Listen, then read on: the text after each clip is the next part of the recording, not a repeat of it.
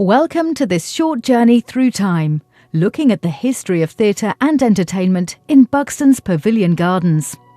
We will see the town, a thriving and popular place as it was in the 19th century, the creation of the Pavilion Gardens, the development of stage and musical performance there, and the changes in the use of the playhouse over time.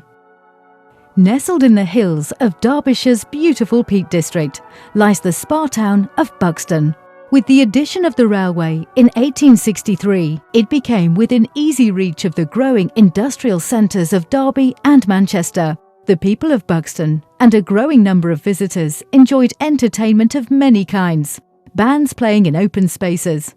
For example here, near St Anne's Well, where we see the Duke's Band playing around their mobile band rotunda.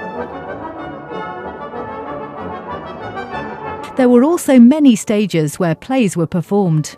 The Dukes of Devonshire had, for generations, supported the development of Buxton. It was the 5th Duke who built the Crescent. It was the 7th Duke who granted a piece of land to the people of Buxton, on the understanding that the land was only to be used for recreational purposes. On this land was erected the Pavilion Gardens, opened in 1871. The development of the land was managed by the Buxton Improvements Company. The grand structure of iron and glass was created by the eminent landscape gardener Edward Milner, who had worked with Paxton on the construction of Crystal Palace in London. The magnificent octagon and its dome were added later, in 1875, incorporating a concert hall and ballroom. The credit for this work goes to Buxton architect R.R. Duke.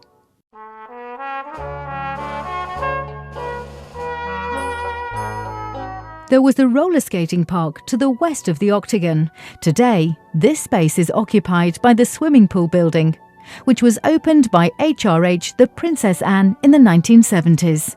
As well as the octagon stage, entertainment was presented outdoors. There was a bandstand recently reinstated. In this picture, a crowd has gathered to watch a group perform. A dedicated theatre was created in the Pavilion Gardens in 1889. Initially, it was known simply as the entertainment stage, although commonly known as the Pavilion Theatre. The theatre was opened in August 1889 by J.L. Toole, whose company of actors was the first to perform there. This picture is of an early performance in the town. In 1903, the Opera House was opened. This magnificent building created by Frank Matcham is a true gem. Following the opening of the Opera House, the Pavilion Theatre became the Hippodrome Cinema. This picture of the exterior of the building, taken from St John's Road, has a billboard for Dancing Mothers, a 1926 movie starring amongst others Clara Bow, a celebrity of the day. This picture shows how the interior looked in 1934. The time of the Hippodrome included the silent movie era. This clip from Buster Keaton's Steamboat Bill Jr. is still listed as one of the all-time great stunts.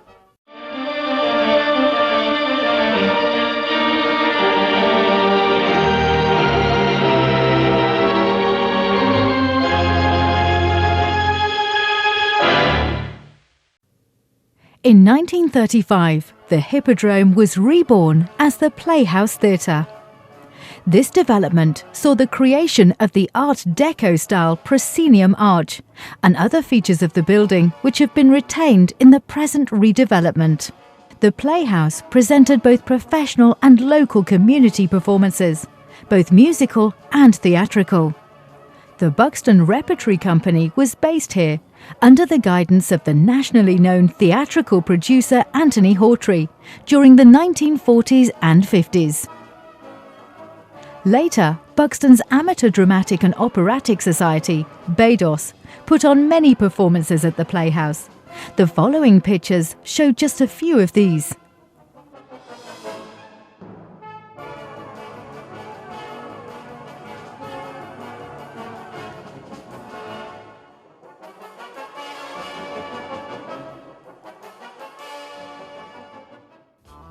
In 1979, The Opera House, restored to its former glory, reopened, and the Playhouse was transformed into the Paxton Suite, an events and entertainment space.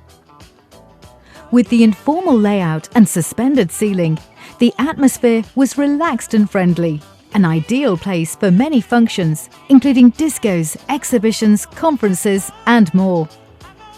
Here, the mirror ball can be seen above the heads of the visitors to an antique fair, the varied floor heights adding visual interest. The seating areas provided a comfortable place to meet friends and socialise. The continuing development of the building included the repairs to the roof in 1980.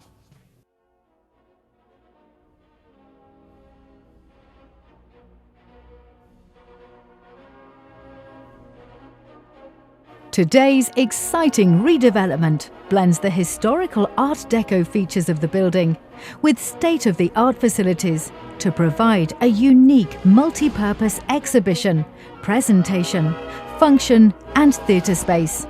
The Pavilion Arts Centre.